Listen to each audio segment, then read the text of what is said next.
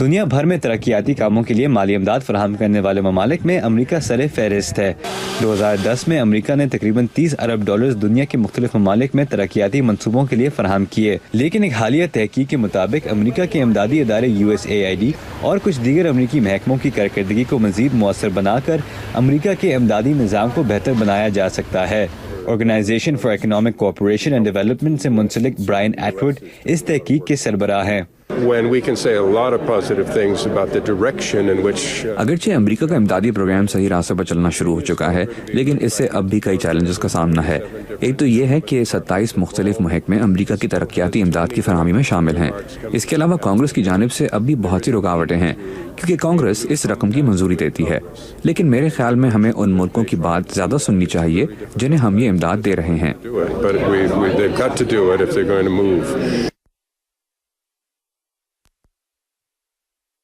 حصہ سمجھی جاتی ہے، اس لیے امداد کو بعض اوقات سیکیورٹی مقاصد کے حصول کے لیے بھی استعمال کیا جاتا ہے۔ ان کا کہنا ہے کہ اس وجہ سے طویل مدتی ترقیاتی منصوبوں پر توجہ نہیں دی جاتی، بلکہ کم مدت میں مکمل ہونے والے منصوبے شروع کر دیے جاتے ہیں۔ اس کے علاوہ برائن ایٹوڈ کہتے ہیں کہ ترقیاتی امداد کا پروگرام امریکہ کے حالیہ معاشی مسائل کے اثرات سے بھی محفوظ نہیں رہا۔ دنیا میں ترقیاتی امداد کا سب سے بڑا پروگرام امریکہ کا ہے، لیکن دوسری جانب یہ امریکہ کی فی کس مجموعی قومی پیداوار کا صرف 0.21% ہے۔ ہم اس میں اضافہ دیکھنا چاہتے ہیں، لیکن موجودہ معاشی ماحول میں یہ مشکل ہوگا۔ پاکستان میں بھی امریکہ کے امداد کے نظام پر تنقید کی جاتی ہے۔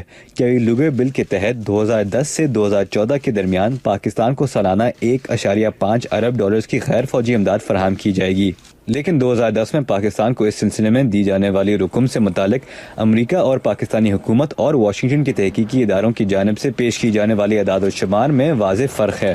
اس کے علاوہ پاکستان میں حکومتی اور غیر حکومتی اداروں کا یہ بھی کہنا ہے کہ USAID کی رقم استعمال کرنے کے لیے انہیں بہت پیچیدہ اور مشکل رپورٹس پیش کرنی پڑتی ہیں، جو ان کے کام میں ایک بڑی رکاوٹ ہے۔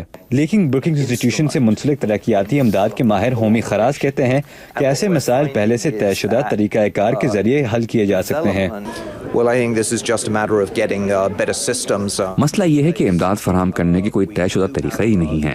ابھی ہمیں پتہ ہے کہ یہ پیسے کہاں جا رہے ہیں، لیکن مسئلہ اس پیسے کی فراہمی کا ہے۔ کئی مختلف پروجیکٹس ہوتے ہیں اور کئی مختلف محکموں سے ان کے لیے رقم آتی ہے۔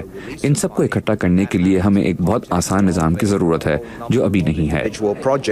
لیکن ہومی خراز کا یہ بھی کہنا ہے کہ سیاسی سطح پر پاکستان اور امریکہ کے درمیان تعلقات بھی اس امداد کو متاثر کرتے ہیں۔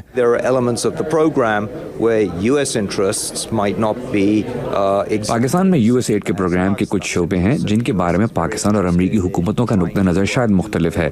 جیسے امریکہ فاٹا میں بہت کام کرنا چاہتا ہے، لیکن ظاہر ہے فاٹا سے آنا جانا مشکل ہے، وہاں سیکیورٹی کے مسائل ہیں اور وہاں کام کرنا بہت مہنگا ہے۔ اس لیے پاکستان کا کہنا ہے کہ وہ ان پروگرامز کو اپنی حکومت کے ذریعے خود چلانا چاہتا ہے۔ ماہرین متفق ہیں کہ امریکی امداد دنیا کے مختلف ترقی پذیر ملکوں میں ایک اہم کردار ادا کر رہا ہے، لیکن ان کا یہ بھی کہنا ہے کہ جب تک یہ امداد سیاسی اور معاشی مسائل سے محفوظ نہیں ہوگی، اس کی افادیت بھی منفی طور پر متاثر ہوگی۔ رضا نقوی، اردو VOA، واشنگٹن۔